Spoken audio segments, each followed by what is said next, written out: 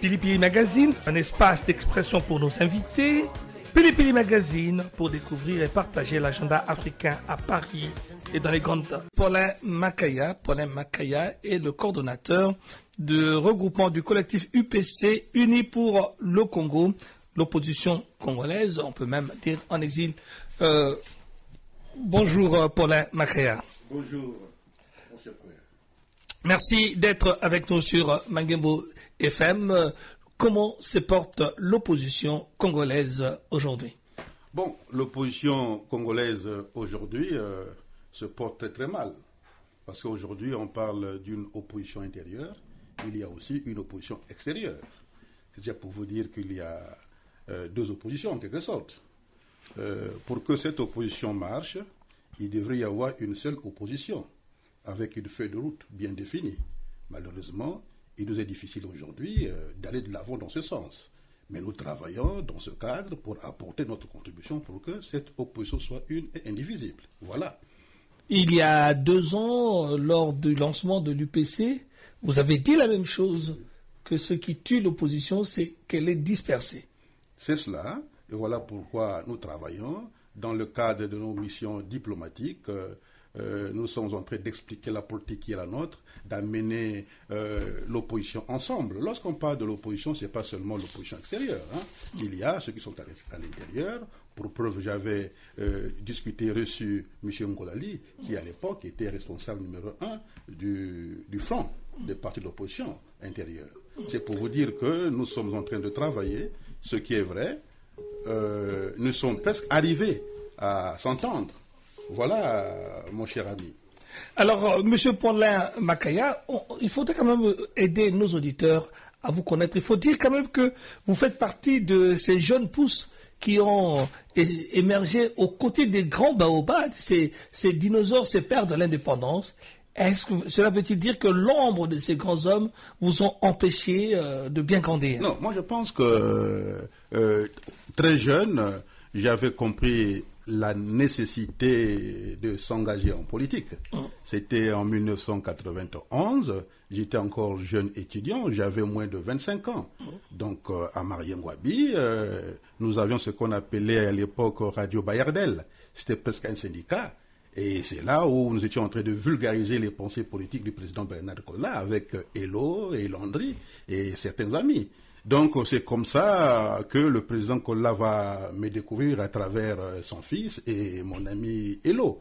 Je suis allé auprès du président Kolla, il était très heureux de constater que d'abord, je n'étais pas fils du pôle, j'étais fils de la Pouenza, donc Bakamba. J'ai dit, mais tiens, mais c'est rare de voir un jeune comme ça qui n'est pas de ma région qui me soutient jusqu'à ce point. Et c'est comme ça qu'il va me nommer responsable de jeunesse au bureau politique donc de la jeunesse du MCDDI que nous avons organisé avec les Sambangoï, les Elo, les Nambasemba. Voilà. Donc nous sommes les pionniers de cette jeunesse-là. Et c'est comme ça qu'il va nous encadrer. Vous voyez? Une jeunesse qui a quand même à répondre en quelque sorte de l'engagement du MCDDI aux côtés du PCT en 93. Non, mais le MCDDI est né bien avant. C'était en août 89, comme ça. Donc le 3 août 89. Oui, dans la foulée de la conférence nationale. Voilà, donc déjà, c'est l'un des premiers partis de l'ère démocratique. Donc le MCDDI, après la conférence, dans le cadre des forces de changement, le président Kolla était le leader. Nous étions des jeunes. Donc on a accompagné le président Kolla dans son combat. N'oubliez pas que le MCDDI est en réalité une conséquence positive de son combat politique. C'est lui qui disait urbi et orbi, ce que les gens pensaient tout bas, vous le savez. Emprisonné, tout comme ça. Donc il avait quand même une doctrine, il avait des valeurs, il y avait des principes qu'il défendait. Et nous jeunes, on avait pensé que le monsieur était très bon, malgré ses souffrances, malgré ses privations, il a accepté de conduire le combat démocratique. Et le président Kolla n'était pas un marxiste. Le président Kolla était un libéral, comme vous le savez. Il était pour le libéralisme bantou, c'est-à-dire le libéralisme à visage humain. Et donc il fallait introduire les aspects de l'homme, le développement intégral, pour que l'homme soit équilibré et pour que la démocratie s'impose, qu'il y ait plusieurs partis. Et nous l'avons accompagné dans ce sens-là. Mais où est la patte de cette jeunesse, cette innovation qu'on aurait pu attendre? Parce que je rappelle quand même que en 93, Kolela se rapproche du PCT, quelques années plus tard, il se rapproche de l'Issouba, et à un moment donné, à la fin de sa vie, il se remet avec le PCT. C'est difficile de suivre ce parcours, et je pense que vous-même, à un moment donné, vous avez réagi. Oui, moi je pense que déjà en 92, donc à la sortie de la conférence nationale, il y a eu des élections libres et transparentes. D'abord, l'une des rares élections que nous avons organisées, dans la transparence totale. Vous voyez, et le président Kola et le président de Souba étaient arrivés au deuxième tour. Bien sûr. Et le président de Souba élu. Ça n'a pas empêché qu'en 93 ça explose. Non, mais bien sûr, quand le président de Souba était élu, le président Kola avait demandé à tout le monde. Nous avons opté pour une opposition constructive. Et vous savez, avec l'Issouba qui arrive au pouvoir, donc avec les voix du PCT, il n'est pas arrivé seul, avec les voix du président de M. Sassou. Mais il y a eu brouille entre eux là-bas. Vous voyez, il y a eu brouille à ce niveau. Ils ne se sont pas entendus au niveau de la distribution des postes. Voilà le problème. Et les deux sont arrivés vers nous, c'est-à-dire le PCT et l'UPADES. Parce que le MCD à l'époque était devenu la plus belle femme, n'est-ce pas? Qu'il fallait courtiser. Il fallait courtiser. Donc nous avons discuté avec les deux partis.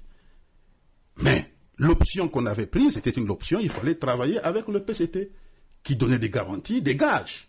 Et après cela, c'est le clash. Le clash, c'est quoi? C'était donc la dissolution de l'Assemblée nationale, vous savez. C'est ça le problème. Et lorsque nous le faisons, à l'époque, il y avait, je pense, une disposition c'était l'article 75 qui disait que le Premier ministre devait sortir la majorité parlementaire à l'Assemblée, et tout ça. Le président de Souba avait dissous donc l'Assemblée. Alors, il y a eu le clash. Il y a eu tout ce que nous avons connu. Mais après tout cela, c'est quoi? Il y a eu les guerres, il y a eu les confrontations, il y a eu tout ça. Mais on avait eu le temps de s'asseoir. On n'avait pas besoin des forces étrangères pour nous aider. Rapidement, les Congolais avaient compris que c'est une bêtise humaine, il fallait quand même se retrouver. Mais on l'avait fait à l'époque parce qu'il fallait respecter la Constitution du 15 mars 1992. C'était ça, notre élément fondamental. Donc c'était des républicains qui devaient se retrouver pour défendre cette Constitution. Alors, que M. Sassou va abroger après son coup d'État de 1997. On en parlera, M. Makaya. Oui, allez-y. Avec ce retour sur votre parcours, ce à quoi vous avez participé, donc est-ce que ça vous étonne qu'aujourd'hui, vous n'arriviez pas à mettre ensemble cette opposition? Parce que tout ce que vous évoquez, c'était ce que vous avez vécu dans l'opposition avec le PCT. Aujourd'hui, près de 20 ans après, le Congo est aussi à la croisée des chemins. Vous avez mis sur pied l'UPC, ce collectif UPC, Unis pour le Congo, pour essayer de réunir l'opposition congolaise. Et d'entrée de jeu, vous avez dit, cette opposition n'est pas unie. Mais je sais que c'est un objectif. Vous comprenez pourquoi cette opposition n'est pas unie? Parce que M. Sassou a réussi de la diviser. Parce que l'essentiel, c'était les partis politiques, donc nos anciens partis politiques, que ce soit l'UPADES, le MCDI, le RDD et d'autres partis. Mais il a réussi d'infiltrer ces partis. Donc il a divisé ces partis. Alors en divisant ces partis ne peuvent plus fonctionner. D'où nous avons compris la nécessité d'aller, de sortir de ces cadres pour mettre en chantier quelque chose de fort. D'où le collectif Unis pour le Congo, qui regroupe plusieurs partis. Par exemple, le MPC de Maître Aloïs Boudounou Massengo. Il y a d'autres associations, Family Together en Angleterre, il y a Liboso, il y en a plusieurs comme ça. Et des individualités, des intellectuels, qui réfléchissent dans ce cadre-là pour apporter la nouvelle dynamique. Et c'est ce que nous sommes en train de faire. Une nouvelle dynamique qui se désolidariserait des pères historiques? Mais ils sont où, les pères historiques? Ils sont où? Kola est parti, l'Issouba, on ne le voit plus. Ils sont où, les pères historiques? Ils sont où? Nous avons on était leurs adjoints. Moi, j'étais adjoint de M. Kola Bernard. Ouais. Alors pourquoi ne pas avoir continué avec comme ça s'est fait avec le parti de Guillaume Munga, qui continue, ou le parti de Milongo? Le MCDDI aujourd'hui est en porte-à-faux avec ses fondamentaux. comme nous le disions à l'époque. Parce que Parfait, quand même, Parfait n'a jamais été un responsable du MCDI. Je sais de quoi je parle. Moi, je suis un fils de M. Kolela Bernard. Je ne suis pas son fils biologique, mais je suis son fils politique. J'y suis resté avec le président Bernard Kolela plus de 15 ans, ensemble, dans les voitures, dans ses difficultés, dans ses souffrances, toujours ensemble. Donc, je me dis que Parfait est en train d'usurper.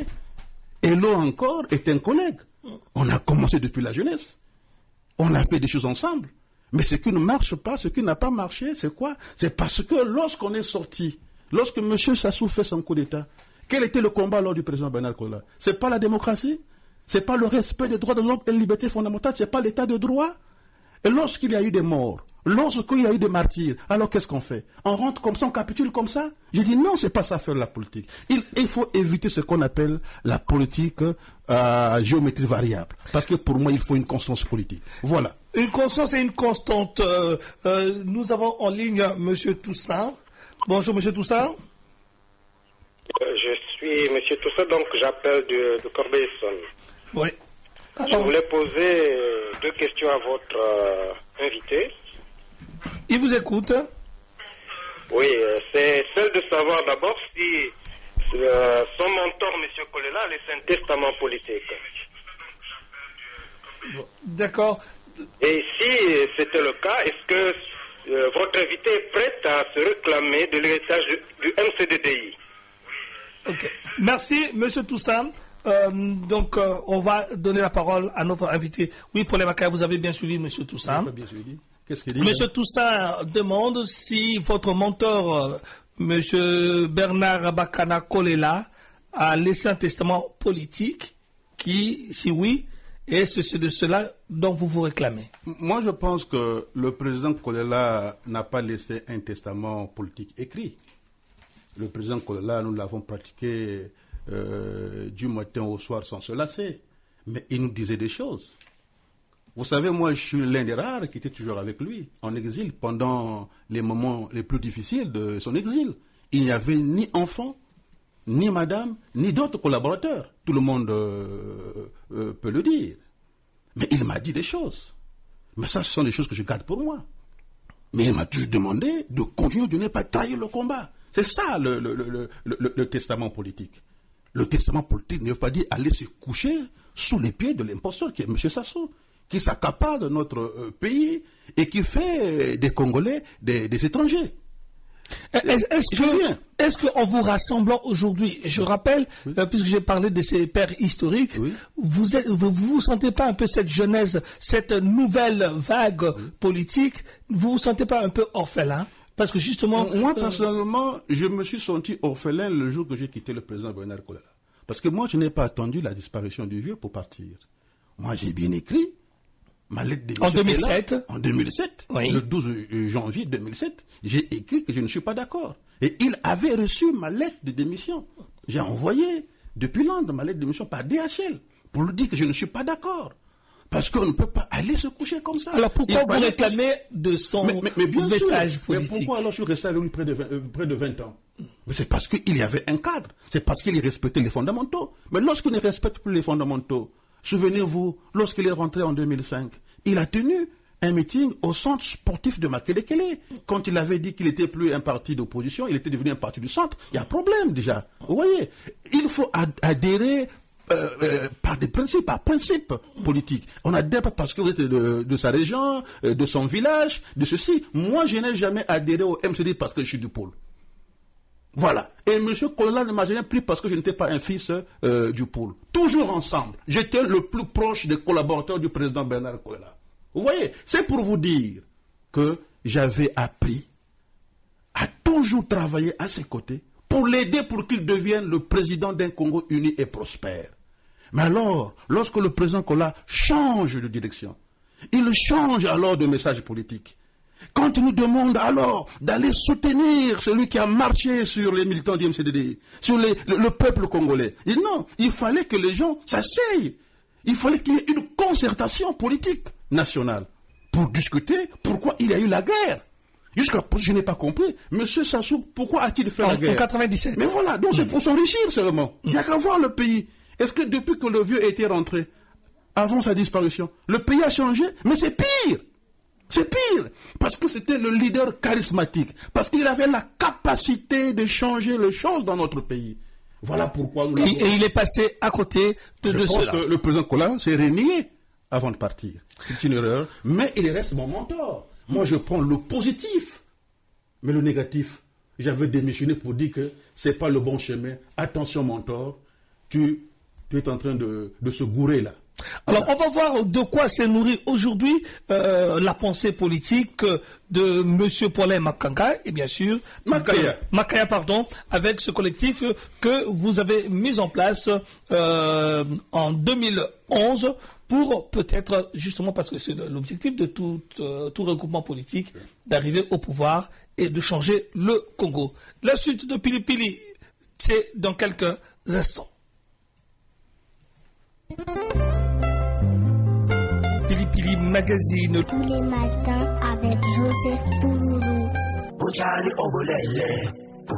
Et nous sommes avec notre invité politique, M. Paulin Makaya, coordonnateur de l'UPC. En ligne, un auditeur, M. Moukoko. Bonjour, M. Moukoko.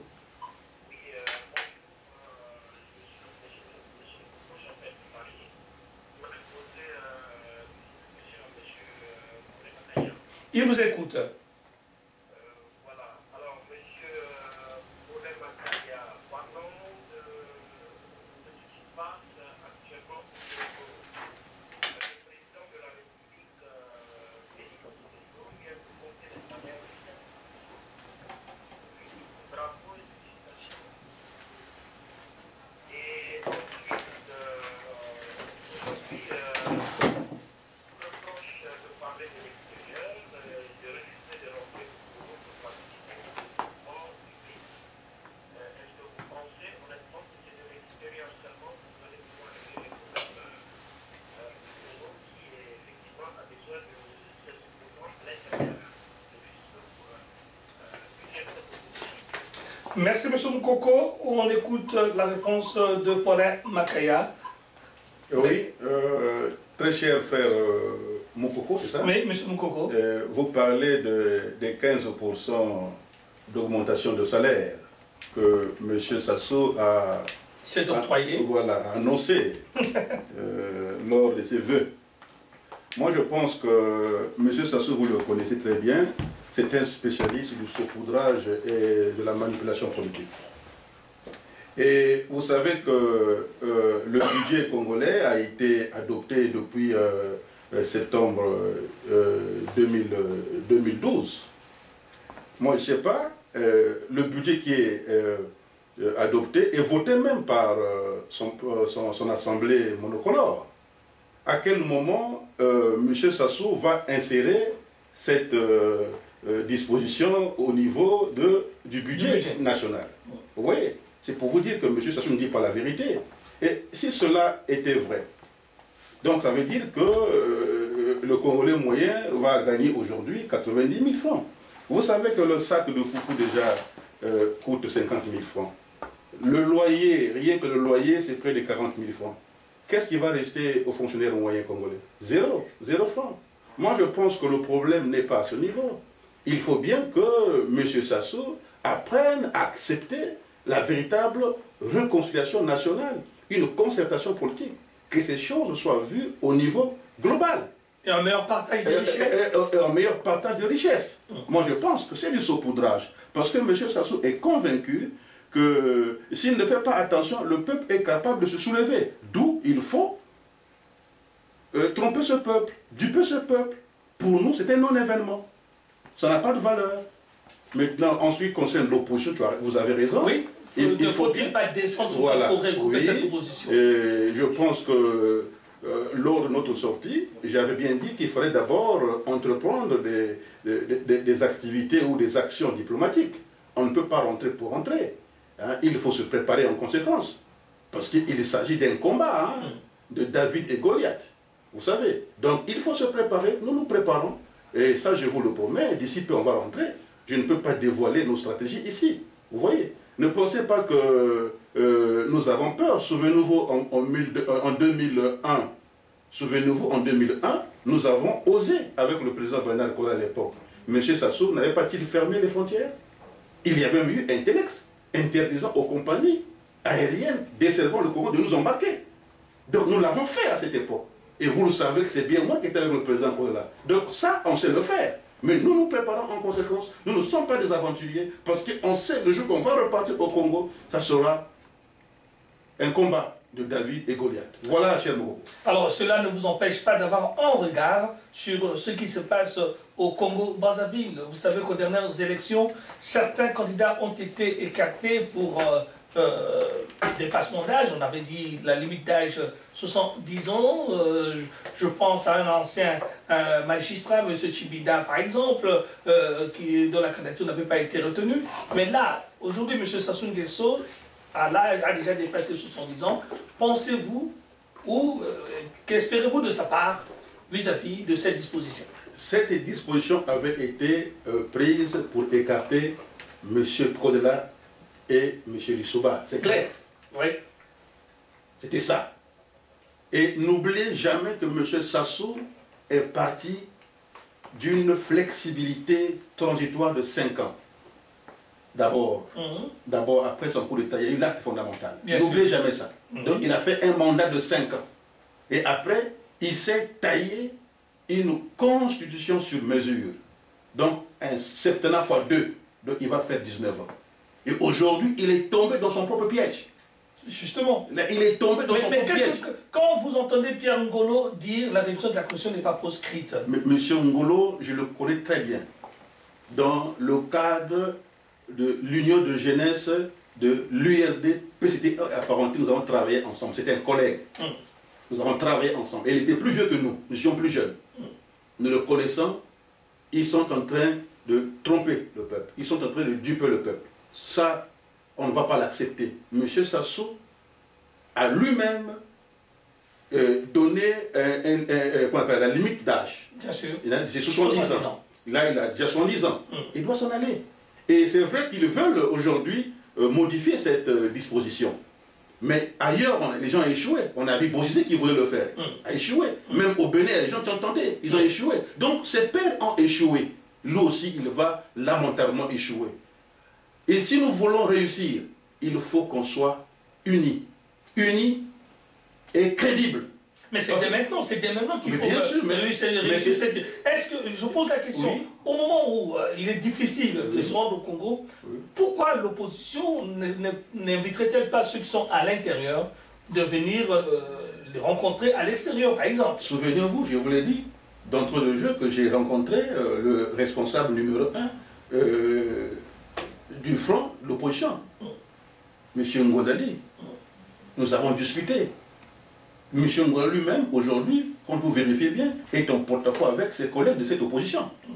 Et n'oubliez pas qu'il y a la plupart de cette opposition intérieure, donc les leaders ont toujours été des amis des 30 ans de M. Sassou Nguesso. Nombreux sont utilisés pour saborder le travail de l'opposition. Mais vous avez des amis de 20 ans. Vous avez parlé depuis... qu'est-ce qui vous manque justement pour vous affranchir de ces pères fondateurs? Non, ils ne sont plus amis parce qu'ils sont avec M. Sassou. Politiquement, nous ne sommes plus ensemble. Parce qu'ils ont trahi les fondamentaux. Nous gardons les fondamentaux. Nous sommes avec le peuple. Nous sommes avec les difficultés du peuple. Nous sommes avec la souffrance du peuple. Nous sommes avec la précarité. Et ils sont avec le pouvoir. Il n'y a qu'à voir comment ils sont en train d'afficher leur richesse aujourd'hui à travers les villes du Congo-Brazzaville. Nous ne sommes pas ensemble. Donc il faut une sélection. Et puis il faut trouver la bonne graine. Il faut trouver la bonne graine. Et la bonne graine, pour la trouver, alors il faut un travail de fond. Il faut travailler en sourdine. Et c'est ce que nous faisons. Évitons la politique spectacle. Ce n'est pas la bonne politique. Voilà pourquoi nous, on ne parle pas pour parler. Lorsque nous parlons, ça veut dire qu'on est prêt. Vous voyez? Depuis 2 ans, il y a eu des avancées dans le sens justement de faire de l'opposition congolaise un vrai collectif. Oui, moi je pense que le collectif d'abord a beaucoup évolué. Le collectif se veut être le porte-parole des opprimés, n'est-ce pas? Donc la voix des sans-voix. la conscience politique éclairée au niveau national, nous travaillons parce que notre politique tourne autour de 3 paradigmes, notamment le libéralisme à visage humain. Vous voyez, nous mettons la touche africaine, donc la touche bantou. Dans notre libéralisme, ce n'est pas le libéralisme sauvage. Et le développement intégral, vous savez, tout ce que nous sommes en train de vivre, de connaître, en réalité, c'est l'homme qui est responsable. Donc il faut un homme équilibré, il faut un homme socialement intégré, il faut une resocialisation. Il y a la démocratie, il y a la défense des droits de l'homme et des libertés fondamentales, y compris l'état de droit. Voilà un peu les 3 paradigmes qui constituent l'ossature même du collectif uni pour le Congo. Voilà pourquoi je profite de votre micro pour interpeller ces Congolais, qu'ils viennent nombreux dans le collectif. Parce qu'un homme politique, on le juge à travers les actes qu'il pose. Mes amis aujourd'hui sont tous rentrés. Mes collègues, ils sont ministres, ils sont députés. Mais j'étais quand même l'un des rares qui était très proche du président Bernard Kola. Je pouvais aussi rentrer et devenir riche comme eux. Moi, je pense que nous sommes crédibles. Nous vous demandons d'intégrer le collectif parce que le collectif, c'est l'instrument de combat que nous mettons à votre disposition. On va prendre Marie-Claire qui appelle depuis le Congo-Brazzaville. Bonjour Marie-Claire. Oui, bonjour monsieur, bonjour à votre invité. Donc moi je vous suis via internet, c'est super parce que au Congo-Brazzaville, on t'utilise pour écouter votre radio. C'est vraiment une très bonne idée. Merci beaucoup. Moi j'avais vraiment une question, enfin 2 questions à poser. Je voulais savoir qu'est-ce que M. Makaya pense aujourd'hui des actions des combattants de Congo-Kinshasa. Et deuxième question, il dit qu'il est de l'opposition. Alors qu'est-ce qu'il compte faire pour les prochaines élections? Les élections de Congo-Kinshasa, bien sûr. Est-ce qu'il sera parmi les candidats ou est-ce qu'il sera, comme des combattants d'aujourd'hui, taper et empêcher les gens de s'amuser? Merci beaucoup Marie-Claire. Alors la question claire, on rectifie pour le lapsus. Oui. Il va y avoir des élections au Congo-Brazzaville. Est-ce que vous vous entendez vous y présenter? Et surtout, qu'est-ce que vous pensez d'abord des actions de type combattant du Congo-Kinshasa? Moi, je pense que Marie-Claire, moi je suis donc du Congo-Brazzaville. Vous parlez des actions posées par les combattants. Bon, ce n'est pas ma philosophie, parce que moi je ne suis pas un homme violent. D'abord, au sein du MCDDI, je m'occupais de la culture de paix et de l'unité nationale. Donc j'étais le messager de paix de M. Kola Bernard. C'est moi qui allais à travers les régions pour prôner et vulgariser les idées de paix de M. Kola Bernard. Maintenant, s'agissant des élections, bon, je ne sais pas s'il y a des élections au Congo-Brazzaville. Moi, je vais vous dire, je vais peut-être vous décevoir. Il n'y a jamais eu d'élection au Congo-Brazzaville. Au Congo-Brazzaville, tout le monde est nommé. Il n'y a qu'à voir au niveau de la Chambre basse, M. Sassou a plus de 98% des députés à l'Assemblée nationale. C'est pas ça ce qu'on appelle une élection. Et souvenez-vous déjà, en 92, M. Sassou avait moins de 15 députés, sinon 15 députés. Qu'est-ce qui fait alors, diable, que M. Sassou gagne aujourd'hui toutes les élections? Je vous dis qu'ils sont tous nommés, ils ne sont pas élus. Voilà, ma chère Claire. Alors, Paulin Makaya, puisqu'on parle de cet aspect, qu'est-ce que aujourd'hui vous pouvez faire pour vous faire entendre? Est-ce qu'il faut passer par le modèle de ce qu'on a vu avec l'opposition libyenne à l'extérieur ou syrienne, en mettant en place un conseil national pour vous faire entendre de vos pairs occidentaux, ou vous avez une autre stratégie? Quelle est la stratégie que vous êtes en train de développer aujourd'hui pour que ceux qui sont à l'extérieur comprennent vraiment ce qui se passe chez vous? Vous savez, on ne peut jamais mettre à la disposition de tout le monde une stratégie. Peut-être la méthode, mais une stratégie. Alors vous voyez, un soldat au combat qui livre ses stratégies, mais la guerre est déjà finie. Ok, alors, parlons de méthode. Ouais. Donc, lobbying. Voilà, vous l'avez compris. Voilà pourquoi nous voyageons à travers le monde. J'ai fait les Amériques, l'Afrique, j'en sors il n'y a pas très longtemps. Là, je suis à Paris, je travaille. C'est ça le travail. Il faut appeler les gens, c'est en sourdine. Si nous voulons changer les choses chez nous, si nous voulons sortir le Congo de son sommeil hivernal, il est temps que les Congolais le sachent. Il ne faut pas faire du bruit, il faut travailler en cachette. Est-ce que, celui qui est en face, est-ce que vous pouvez arriver à une sorte de conseil national? Oui. Moi, je pense que c'est l'une des méthodes. Est-ce que vous rêvez d'un printemps, d'un modèle de printemps congolais? Le printemps, je ne sais même pas s'il y a eu printemps arabe, hein, je ne sais pas. Moi, je n'aime pas ce concept, parce que je n'y crois pas. Pour preuve, ils sont revenus à la charia et tout ce que vous connaissez. Et je ne sais pas si réellement il y a printemps. Moi, je pense qu'il y a des gens qui ont envoyé la révolution dans les pays arabes, qui sont là, qui s'imposent. Ce que nous voulons au Congo, c'est quoi? C'est d'abord Brazzaville, hein, c'est pour ceux qui m'intéressent, Brazzaville et l'Afrique. Donc, il faut que les oppositions se rassemblent. Et je parle des vraies oppositions. Attention, parce que l'argent est en train de devenir... Chez nous, l'argent est devenu maître. L'argent n'est plus un serviteur. Les gens sont toujours derrière l'argent. Moi, je pense qu'il faut aller au-delà de ça. Il faut maintenant mettre notre peuple au centre de nos préoccupations. Le pays, parce que nous sommes tous appelés à disparaître. Qu'est-ce qu'on va laisser aux générations futures? Il faut donc laisser des symboles. Je vous dis la vérité que M. Sassou se fait pas. Il est en train de passer sur le Congo, les jeunes ne vont plus s'en souvenir. Le vrai problème, il le faut faire. On a vu des gens qui ont pris beaucoup d'argent, comme les Bokassa, on peut les citer, ils sont nombreux. Mais à la fin, on a vu Mobutu qui était milliardaire, homme d'État. Quand il parlait, les gens ont même changé son nom pour dire que non, 100 ans, mais il n'est plus. Aujourd'hui, que devient sa famille? Non. Si M. Sassou aime les Congolais, si M. Sassou aime sa famille, il doit apprendre à travailler en synergie avec le peuple.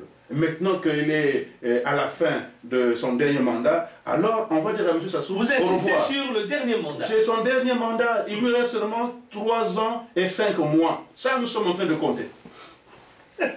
En tout cas, le dernier mandat de M. Sassou Nguesso. 3 ans et 5 mois, écrivez ça. Oui, 3 ans et 5 mois. Et dans cette condition, je dirais au revoir à M. Sassou Nguesso. On peut, vous ne rêvez pas. Il y a un auditeur qui est en ligne et en attendant qu'il soit là, quelques notes. Mokoko qui revient peut-être pour la toute dernière question. Monsieur Mokoko? Monsieur Mokoko? Monsieur Mokoko? Nous l'avons perdu. Oui, on vous écoute. Dernière question, s'il vous plaît. Allez-y. Oui, alors, M. Paulin Makaya vient de lister quelques mots qui minent le Congo. Quelles sont ces solutions pour sortir le Congo de toutes ces difficultés? La deuxième, M. Paulin Makaya a-t-il confiance totale à l'opposition intérieure? Si oui, quoi?